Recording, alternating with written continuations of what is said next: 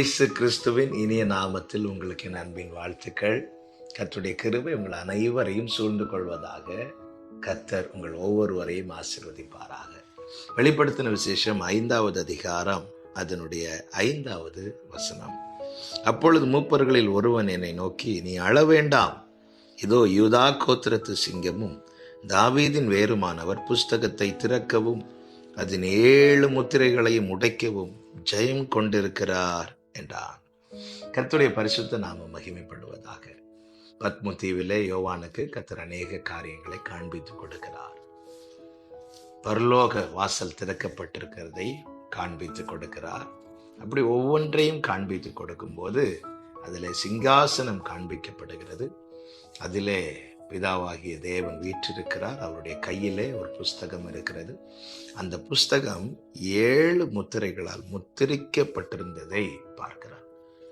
இப்பொழுது அது மூடப்பட்டிருக்கிறது, முத்திரை போட்டு மூடப்பட்டிருக்கிறது. அங்கே இருக்கிற ஒருவராலும் அதை வாங்கி திறக்க முடியாமல் இருந்தது. அந்த புஸ்தகத்தை திறக்கவும் பார்க்கவும் ஒருவருக்கும் கூடாதிருந்தது. அதை திறந்து வாசிக்கவும் அதை பார்க்கவும் பாத்திரவானாக ஒருவனும் இல்லை அந்த கூட்டத்தில் என்று பார்க்கும்போது யோவானுக்கு தாங்க முடியாத அழுகை வந்தது. அவன் மிகவும் அழுகிறான்.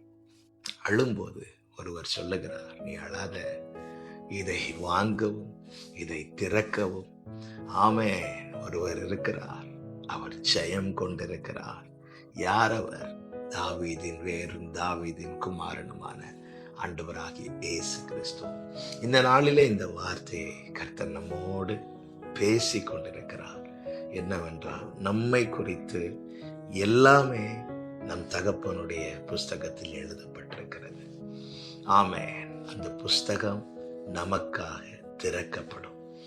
அது திறக்கப்படுவதற்கான காரணர் நம் ஆண்டவராகிய இயேசு கிறிஸ்து. ஆமென். வேதத்தில் ஒரு சம்பவம் நமக்கு தெரியும் அல்லவா? மொர்தெகாய் செய்த ஒரு செயல் ராஜா நினைவு கூர்ந்து தம்முடைய புத்தகத்தில் எழுதி வைத்திருக்கிறார். எஸ்தரின் புஸ்தகம் 2வது அதிகாரத்தின் கடைசி வசனங்களிலே பார்க்க முடியும். தம்முடைய நாளாகம புஸ்தகத்திலே மொர்தெகாயின் காரியங்களை எழுதி வைத்திருக்கிறார். எழுதி மூடிவிட்டார். இதனிடையில தான் ஆமான் எழுந்து மொர்தெகாய் அழிவுக்கான காரியங்களை செயல்படுத்துகிறார். ஒரு தூக்கு மரத்தை ரெடி பண்ணிவிட்டார். நாளும் குறித்து விட்டார். இந்த நாளிலே இந்த மொர்தெகாய் மரணம் அடைய வேண்டும் என்று நாளும் குறித்து விட்டார். அந்த நாட்களுக்கு முன்னதாகவே, அதாவது மொர்தெகாய் மரிக்கும்படியாய் ஆமான் குறித்த அந்த நாளுக்கு முன்னதாக ஒரு இரவில் ராஜாவுக்கு தூக்கம் வரவில்லை. அப்பொழுது அந்த புஸ்தகத்தை எடுத்து திறந்து வாசிக்க வைக்கிறான். வாசிக்கும் போது மொர்தெகாயின் காரியங்கள் அங்கே வாசிக்கப்படுகிறது.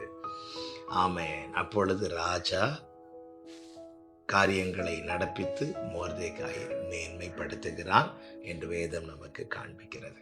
இந்த நாளிலே இந்த வார்த்தையோடு சேர்த்து சொல்லப்படும்படிக்கு ஆவியானவர் சிந்தையில கொண்டு வந்த வார்த்தை இதுதான்.